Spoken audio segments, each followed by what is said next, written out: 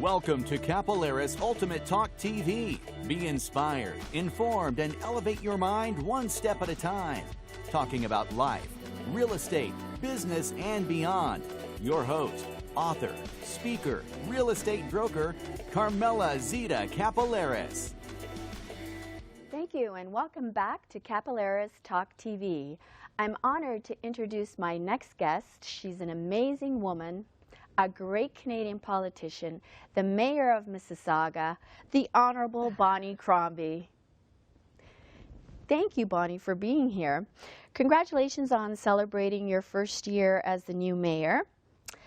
You were significantly endorsed by former Mayor Hazel McCallion. Are you similar in the way that you govern?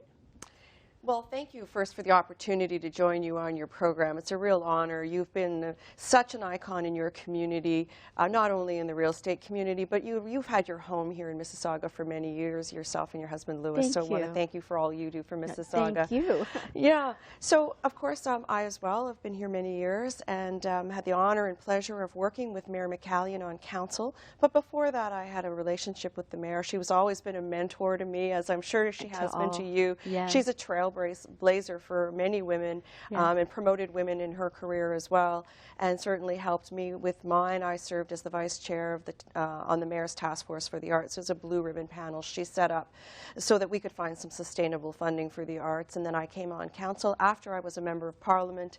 And yes, I think you're right. I think we do think in very similar ways. We're both very fiscally responsible and want to provide good value for taxpayers' money. And so, you know, we don't like frivolous programs or services, you know, just core programs, core services, all about delivering good value for taxpayers and not increasing taxes at more than the rate of inflation unless there's something extraordinary, of course.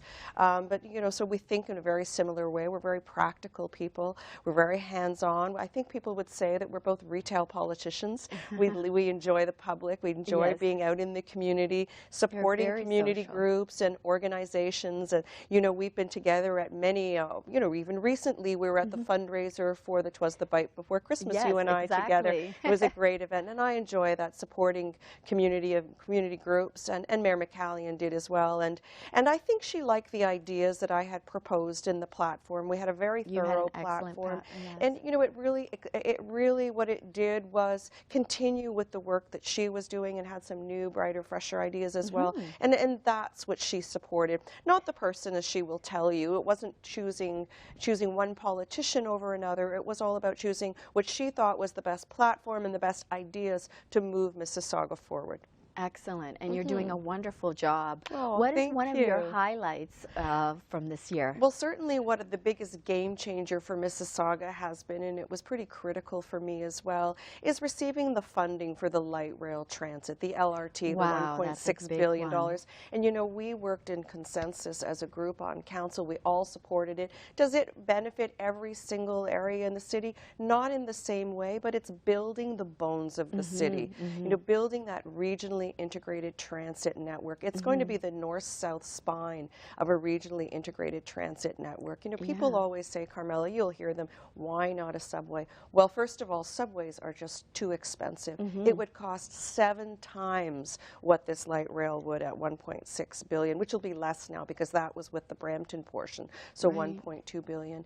And that doesn't move people through Mississauga. It gets them to Mississauga. And a far more efficient way of getting to Toronto or Torontonians to work in Mississauga, because more people come to work in Mississauga than move out, is light rail or GO trains. 5 or 6 stops on the GO train. So what we're advocating for now, our next project, I'm sure you'll be asking, is all-day 2-way GO train service on all 3 of our lines. You know, we have it on the Lakeshore line, so many of us drive south when we need to get into Toronto to take the GO train on the Lakeshore line. We need it on the Milton line, because the Milton line, as you know, goes from Lisgar to Meadowvale to Streetsville to Cooksville, Arundel, Cooksville, you know, and Dixie Dundas, and then all the way into Toronto. So it's a far more efficient way and cheaper way of traveling. That's great, everything that you're doing. So just to clarify, you don't see a subway line connecting Mississauga to TTC? So in years to come, when it makes sense, we don't have that density yet. So that's why we went the light rail option. But our option is to move people across Mississauga, not to get into Mississauga or to get Mississaugans into Toronto. Right. That will come in time when we have greater density. You know, we're not quite there yet. Well, that's I good. can see That'll be step great. by step. I can see in the future step by step, you know, Yes. from Kipling Station to perhaps along Dundas, maybe to Cawthra or Dixie. I can see that coming to City Hall eventually. We're not there yet. That would be And, you know, if we had the all-day two-way GO train service, it's much more cost-effective and it's faster. It's The fun. Toronto Star gave you an A for your first year in office. Why do you believe they gave you that A for? Well, you know, I was just as surprised as anyone, frankly, and I'm quite grateful. I think they like my approach. My approach has been a little bit different than Mayor McCallion's had been. I take a very consensus-driven, very collegial approach to governing. With my council, we seek a consensus on things. I'm very collaborative. Collaborative is the word I like to use. You know, I work with my councillors to create an agenda, get an endorsement of agenda. So I think they like that approach. Plus, I think they see me as a very progressive individual. Star. Yes. Well, they see me as very progressive as well. So the issues on which they evaluated me, they gave high marks because they're also very important to me, whether it be on the affordable housing file, and we're working closely as a council to, you know, to really help accelerate the inventory of affordable housing we have here in Mississauga. They see me moving on police board issues. I'm on the police board with respect to addressing the carding and how it may be unconstitutional, and to help put a regulatory framework in on when it's appropriate to use this method, because we want to give police the tools they need to keep us safe, but we don't want anyone's rights infringed upon, and so that's very important to me. They saw me prepare for the Syrian refugees, and as I told you, you know, I had the honor of meeting a Syrian refugee family this afternoon. That's wonderful. They're newcomers, so those issues, as well as on the transit file. So the transit file, police board file, Syrian refugees, affordable housing. These were all the files that they saw me being very, very progressive on, and the approach I've taken to leadership. As you know, I was the first one to come out and say you know, when we had the option of being involved in the Olympic bid, and I said, show me the business case. Yes. So this is probably the same approach that Mayor McCallion would have taken. You know, we don't spend money frivolously. This is Mississauga. We're very fiscally responsible. You know, it's not that I'm anti-Olympics, but show me the business case. I'm not going to saddle my taxpayers with high tax costs because of being engaged in the Olympic bid. You know, if we had, you know, this is a multi-million-dollar effort. If we have multi-million dollars, we have our own priorities on which we need to spend, not where we want to spend. That's right. How do you work together with other mayors? How do you manage That's an excellent question. So we have a network. We brought together we have an organization at the federal level and at the provincial level. So at the federal level, I'm a member of the Big City Mayors, because as you know, Mississauga is the sixth largest city in the country. Sixth largest, exactly. So we have a network, and we meet twice a year, the Big City Mayors, to talk about our joint priorities. And we were very effective prior to the last election to promote our priorities, which were all about funding, sustainable funding for our infrastructure, for our transit, for transportation, and affordable housing. And I think all the federal parties heard our message loud and clear. And also at the provincial level, we work through the Association of Municipalities of Ontario. We have a network called LUMCO, Large Urban Mayors Association, and we meet very regularly as well, quarterly. The Premier has gone out of our way to meet with us too. We've met with the Premier a number of times. She's brought together what she calls the Large Urban Mayors and Chairs. Mayors and Chairs. She's brought us together, and we've met with her and discussed our priorities. That's a group called Mayors and Chairs. Mayors and Chairs, yes. Well, we have the regional chair of Peel, of course, Frank Dale, and Durham and York. They have regional chairs as well, and so they've come together with the mayors, and we've advocated on our joint issues, and we also write pre-budget submissions to her through AMO, and That keeps you very busy. We'll talk about your global initiatives in a minute, but Mississauga is one of the most highly populated cities in Canada. one of the fastest growing. So as mayor, what are some of the challenges that come with managing such rapid growth? So certainly that's an excellent question. So we are approaching a population of 800,000. Who would have thought 10 years ago we were 250,000? Yeah. So it's a question of creating priorities, and our priorities are always, do we have the infrastructure, the transit, the transportation networks? Are we funded? And we are, as you know, very conservative, very fiscally responsible, and so each year we create a budget and we ask the staff to go back and you know, shave off a 1%. We don't want to, you know, we don't want higher taxes here. We want very manageable tax rate. And we have money put aside each year. We put 2% aside each year to fund our infrastructure and for interest repayment on any debt we may incur. So we're very fiscally responsible. So we set our priorities. We have long-term planning. We do strategic planning.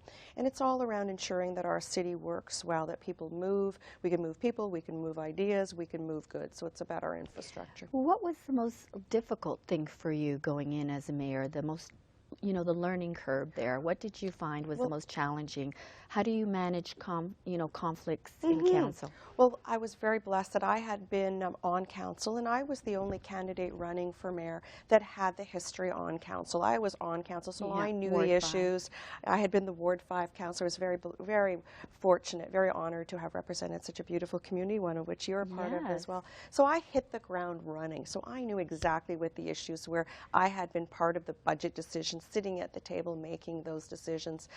So what was the toughest part? I think the expectations. You know, people didn't know what to expect. Hazel had been our mayor for 36 years. Did such an incredible job building a city and with her vision, with her stewardship. We all had that confidence. Hazel's running things. Nothing will fail. We trusted her. You know, so those were big shoes to follow. Big shoes to step in when the expectation was, here was a woman who built the city. We all trusted. What will this new person do? You know, and so it was living up to that expectation. So what I'd hoped is to just create that confidence that everything was going to stay the same. There would be no dramatic changes. You know, we had a path. We had a strategic plan. We had an official plan. There wouldn't be any dramatic changes. Things would be managed the way they were. And I think everyone was pleasantly surprised that things continued. There was you're an amazing the transition was seamless, and because of the similarities in our styles with Hazel and I, the same priorities, and similar management style, fiscal responsibility. So I think everyone was very pleasantly surprised, but that was the greatest challenge, to manage that expectation. And how about council? Because I know as soon as you went into office, then we had the Ward 4 by-election, and then, how is council getting along? Is there a good gel of people? I think we have a great relationship, and of course I approach things differently as well because I'm a new mayor. I have many new councillors. We had turnover in Ward 2. We have new Karen Rass, and of course as soon as I joined, we had the by-election in Ward 4. We have a new councillor, John Kovac. Councillor Parrish had been on previously, but not this time, so she's new this time. And who else? Councillor Mahoney in Ward 8 took over from his mother. Has been outstanding, stellar councillor. Has doing a great job, and so they're having new councillors and a new mayor. So what we wanted was stability. We wanted everyone to get up to speed quickly and staff work with everyone. And I took a very different approach. I meet with the councillors very regularly to talk about their priorities. What are your goals for your wards? How can I help you achieve them? How can I work with the other council members to achieve your goals? Are there developments in your wards where we can work together to accomplish them? What's your vision? Is there anything you'd like to accomplish that's not on the long-term plan? You're running it like a business. Running it like a business, exactly. You need a strategic plan. What's the cost-benefit analysis? And then, of course, we have Canada 150 coming up. Are there any legacy projects in your wards at the city that we would like to apply for funding should it become available? So I work with them, and that's why it's this very collaborative approach that I've taken. That's wonderful. We talked about LRT and the GO train, transit. As a real estate broker and many of my peers, we have some concerns for our consumers, and one of them being double land transfer tax in Mississauga. Do you see that coming into 16, spilling over from Toronto? What do you see happening with that? Well, let's just put everyone at ease right now and just tell them all there will be no land transfer tax in Mississauga. I know it was a commitment I had made to the industry, to the real estate sector during the election campaign, and most of the candidates had as well. Our previous council took a vote, and we also agreed decree, there would be no land transfer tax in Mississauga. Very punitive for young families entering the real estate market, and we didn't want to see that in Mississauga. Yes. We didn't want to see what had happened in Toronto. And recently, I think you're aware that Minister McMeekin, who was responsible for municipal affairs and housing, said that there would be no ability for the other municipalities to impose a land transfer tax. So he has eliminated that option. So I think that the real estate industry will be rejoicing at the news that there will be no land transfer tax. Now, multiple units and basement apartments have always been an issue for Mississauga. You wrote an article on that a while ago. Can you give us an update on anything new happening? So absolutely. So we allowed for secondary units, which are basement apartments, to be registered and to become legal. And we put a process in place so that people could bring their units up to speed so that they're according to code, and get them registered so that they were safe, because of course it's the first thing is all about the safety of our residents and the tenants that may live in those units. What we have found in the past year and a half that they've been legal, people have been eligible to legalize their basement apartments, is there hasn't been a lot of uptake. So we're trying to do an analysis to understand why that is. And we think it's the cost. They're a bit punitive. It's very expensive to get your unit up to speed. And then there's an annual fee. So I have to be honest, we're doing a little analysis. Right now we're reviewing what's gone wrong and how we can improve it, because we want people.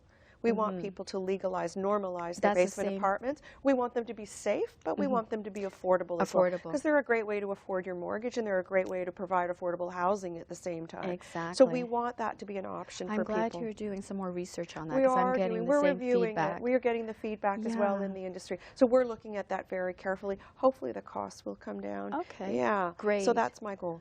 Bonnie, I wanted to talk to you about the 2016 budget for Mississauga. You increased property taxes by 2.5%.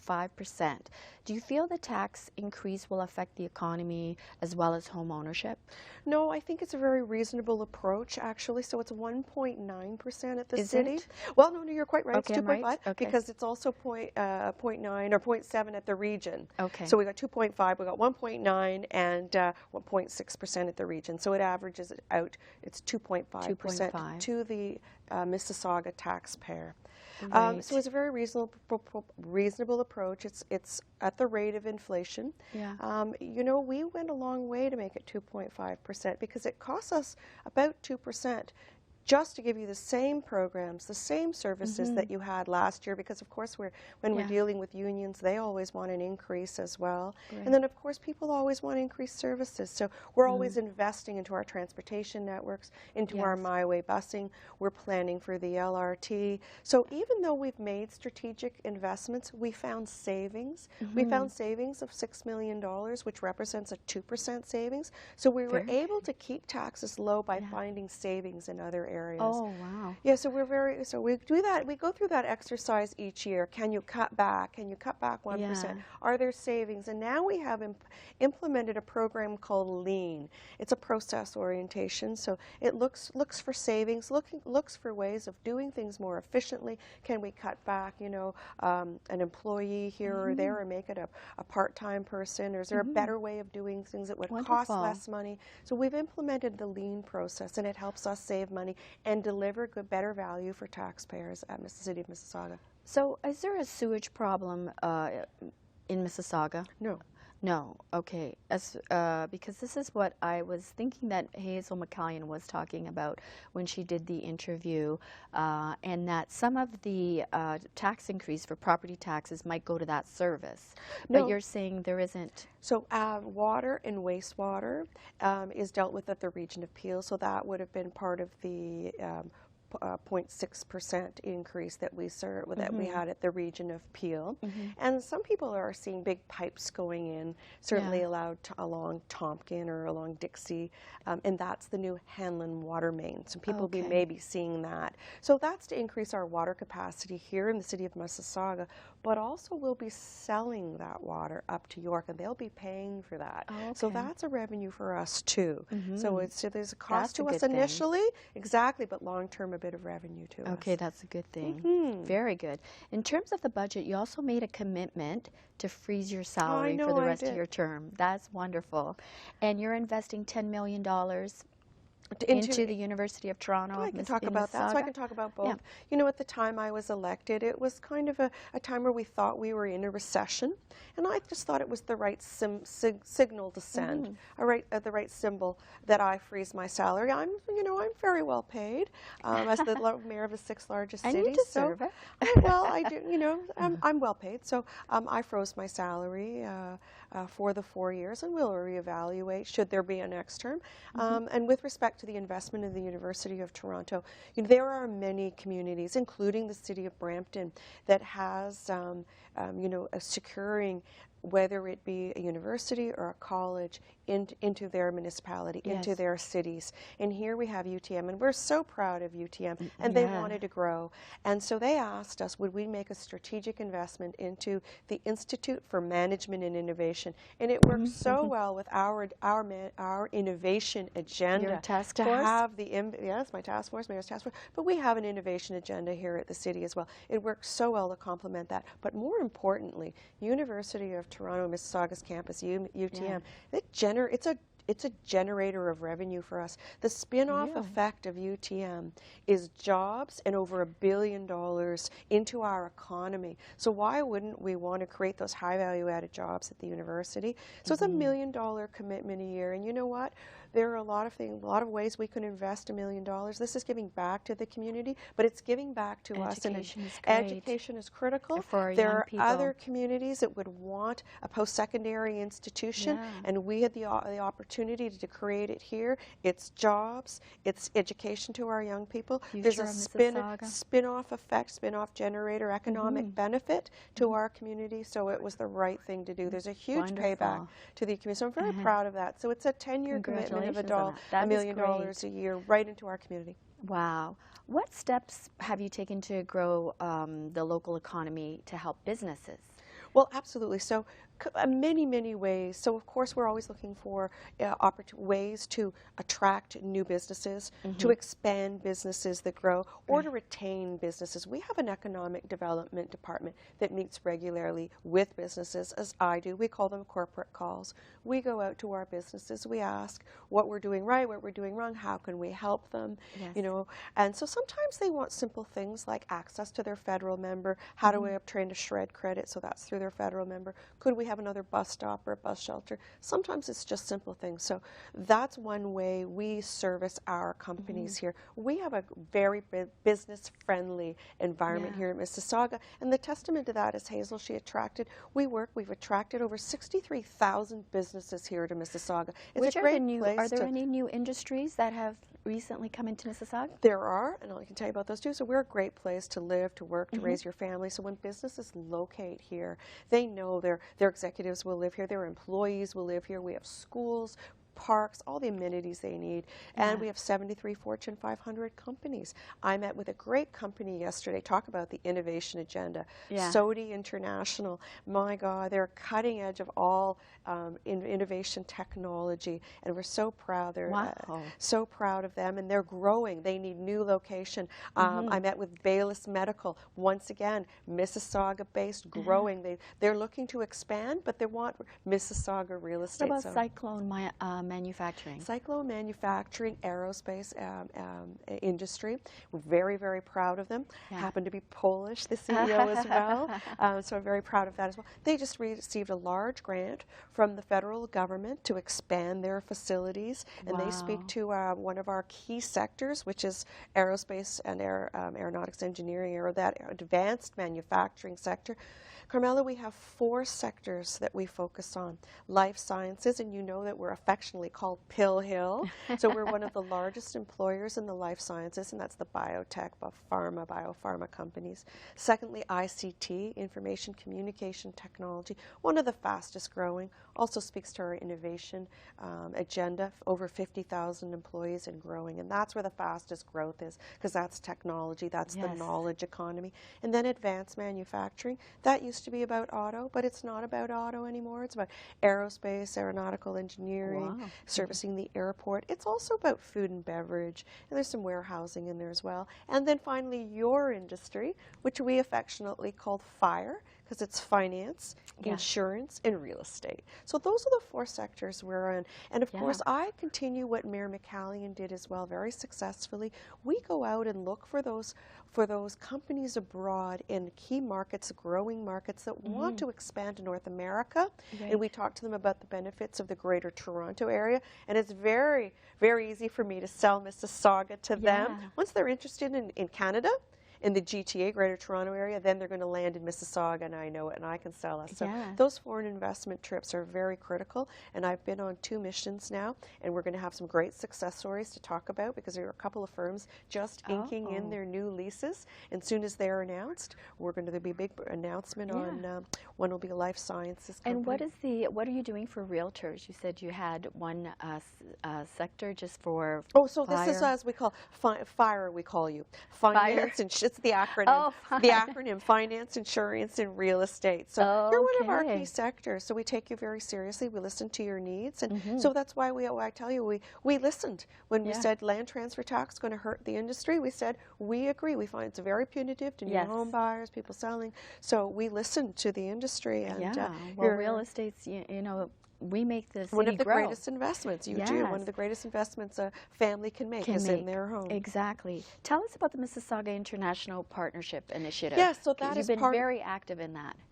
So this is again one of the initiatives, commitments I had made during the election campaign to grow. We call it the MIP, Mississauga International Partnership Program. And once again, this speaks to the jobs agenda, the economic growth agenda. It's part of our foreign direct investment. We have put together some cutting edge, or some individuals that have, which we call them, a great business network abroad. So they speak other languages, they have business networks abroad, they're either trading abroad or they're from somewhere else, and we're using them as lead generators so that when we go abroad, whether it's to India, and I'll be joining the Premier on a mission to India, or maybe in the future to China. I wasn't able to go this year because it was the trip was during our budget time frame, and I won't leave during budget. And so they have contacts abroad, and they will serve as our lead generator. So whether they're the Indo-Canadian Chamber of Commerce or the Chinese Business Network, the Chinese business professionals. You met with the Japanese. They all serve. They all serve on the MIP, the Mississauga International Partnership Program. And when we announce that we're going abroad, whether it be to India or later this year it'll be to Japan, to our sister city, to Korea, to celebrate our 35 years as a sister city. So we'll bring them in and we'll say, all right, is anyone aware of some cutting edge companies? Anyone aware of anyone who wants to expand abroad, perhaps to North America, that I may interest them in investing in Mississauga? So that's what the MIP does. You're doing so many great programs. You have 2 other initiatives. One is the Mayor's Poverty and Homeless Advisory Board. Task Force. And can you tell us about that one? And the other one, Innovation and Entrepreneurship Task Force. That's right. Just have a few minutes left. No problem, so I'll make it quick. So we set up a number of task forces to address some of our key issues. And of course, on the innovation file, we did set up the Mayor's Innovation and an Entrepreneurship Task Force. And there's a group of people that have come together that are in the industry, and in the Board of Trade, etc. The Rick Center, the people who are involved at UTM and Sheridan College, to help us move that innovation agenda forward. How do we become known as a hub of innovation and entrepreneurship? And one of those ways was investing in the Institute of Management and Innovation at Emmy. And so how do we move that? And one of the first things we did was create a matchmaking session between startup companies and investors, those venture capitalists, those angel investors. We had a first look, it was called Angel Investors Network with startups. So that was our very first initiative. It was a great success. We hope to repeat it. And as well, we're trying to address some of the people who are more vulnerable in our community as well. When we hear that 59,000 people use a food bank each year, that pulls at my heartstrings. In a city as affluent as Mississauga, we shouldn't have 59,000 people using a food bank, or we hear 17% of our population living below the poverty line. And what are you so doing we were thinking, for that? what more can we be doing? So we set up a task force of some of the better but good minds on these issues, whether it be head of the food bank or the United Way, coming together for made in Mississauga solutions on how we address some of these issues, which include affordable housing, affordable transit, and job creation. Because from my perspective, if we can create jobs, we can create economic growth, get people working, we won't have some of these issues. That's great. Thank you so much, Mayor Crombie. Any last words before we leave? Just has really been an honor and pleasure to serve the community of Mississauga. I've been honored to serve as a member of Parliament, as a councillor for Ward 5, and now it's a real privilege to be selected mayor of this great city, especially to fill those great shoes, those big shoes of Hazel McCallion. Yeah. Thank you for the opportunity to come and join you today to explain to your followers and your friends and supporters of Thank these you. issues. You have such passion. Oh, You're a great mayor. Thank You're you. doing a wonderful job. Thank you for having me. Thank you very much. Thank you. It's time for a short break. When we come back, I'll give you my final thoughts. Thank you, Bonnie. Thank you.